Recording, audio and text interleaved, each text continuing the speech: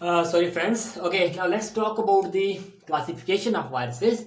Viruses can be classified depending upon the morphology, depending upon the shape of virus, and they can also be classified depending upon the genome.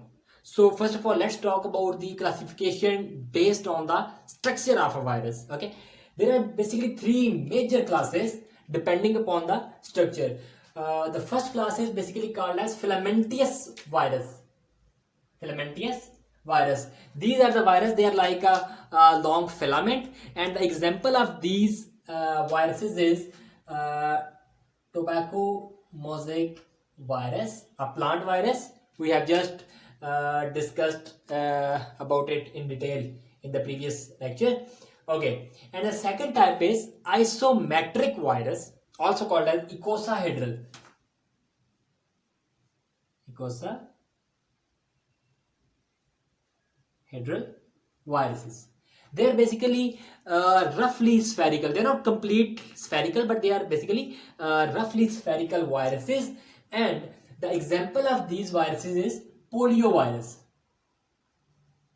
Poliovirus. And the last one is head and tail virus. They are a little bit complex in structure because they have a head that resemble with the isometric viruses, and they have a tail that resemble with filamentous virus. They also have a tail fibers, and here you can see the genome present in the head of the virus. The example is bacteriophage. Bacteriophage. These are the viruses who can infect bacteria are called as bacteriophage, and they are mostly have a head and tail structure. Okay, so this is the classification of virus depending upon the shape of virus. Now let's talk about the classification of virus depending upon the genome, and considering the genome, David Baltimore classified viruses into 7 categories, and those are called as Baltimore classification. Okay, he divided viruses into 7 groups. Okay, so here I am going to write group 1. Okay, similarly group 2, or you can see class 1, class 2, class 3, group 3, group 4, group 5, group 6, and group 7. We know that genome of virus is mostly DNA or RNA. Okay, it can be a DNA in some viruses, it can be RNA in some viruses. So depending upon this DNA and RNA, Baltimore classified viruses into 7 groups. Now let's see how he classified. In the group 1, he placed those viruses whose genome was double-stranded DNA. The viruses whose genome was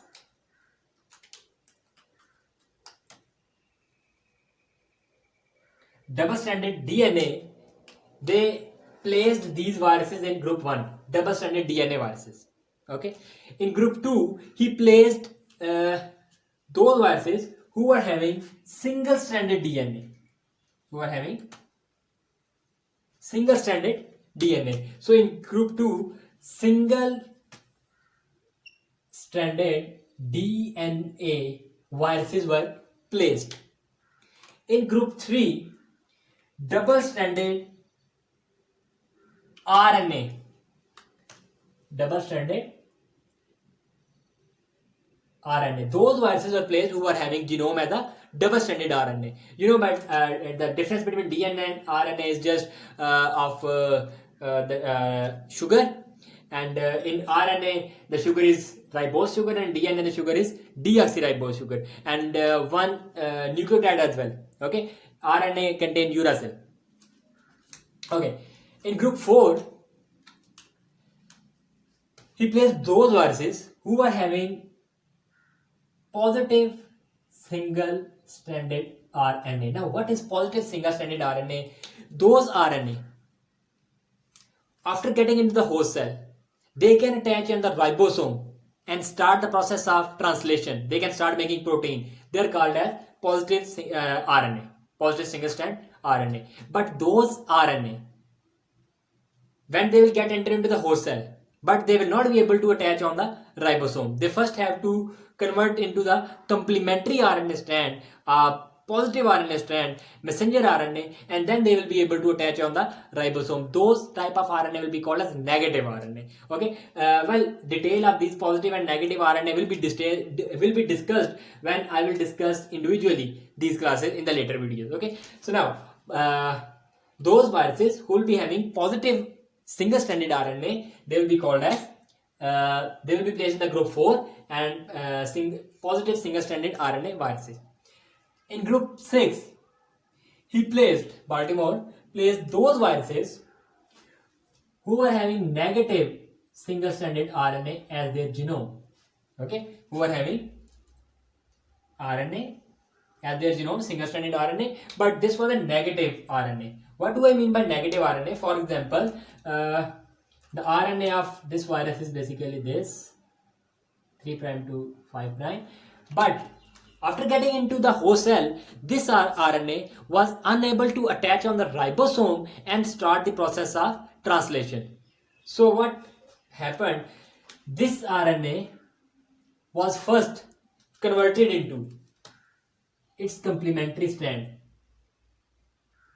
Its complementary strand with the help of an enzyme, RNA-dependent RNA polymerase. Now this complementary RNA is basically a positive RNA. If this was a negative RNA, the complementary of a negative RNA will be a positive RNA.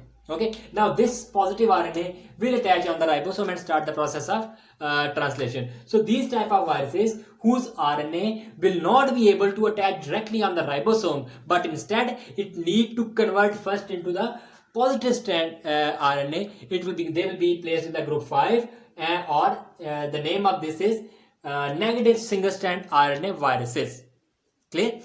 In group number 6, he placed double stranded DNA viruses, reverse transcriptase. These are the special type of viruses who use a very special enzyme called as reverse transcriptase, because obviously these viruses will be having DNA. They will be having double stranded DNA as their genome, but when they will get enter into the host cell, they need to produce RNA so that process of protein synthesis can be started.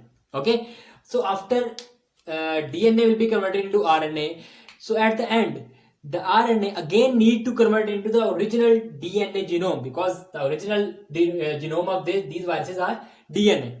Okay, so for the conversion of RNA into DNA, they need another enzyme called as reverse transcriptase enzyme. So we can say that on the intermediate stage, these viruses can convert from DNA to RNA and RNA to DNA, and for the conversion of RNA to DNA, they need an enzyme, reverse transcriptase enzyme.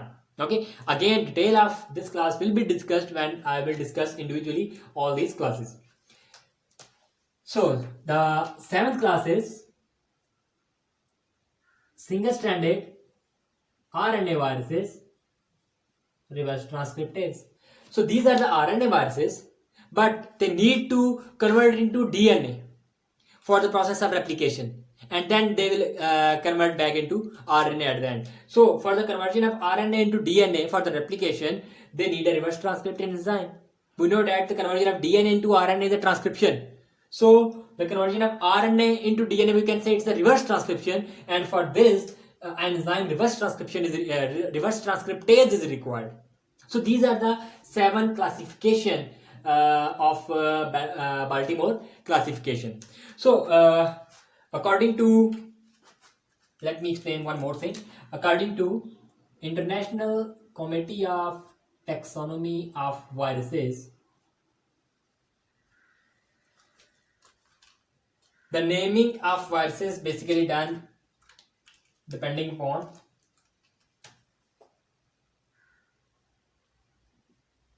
family, then genus, and then species. Okay, for the family, at the end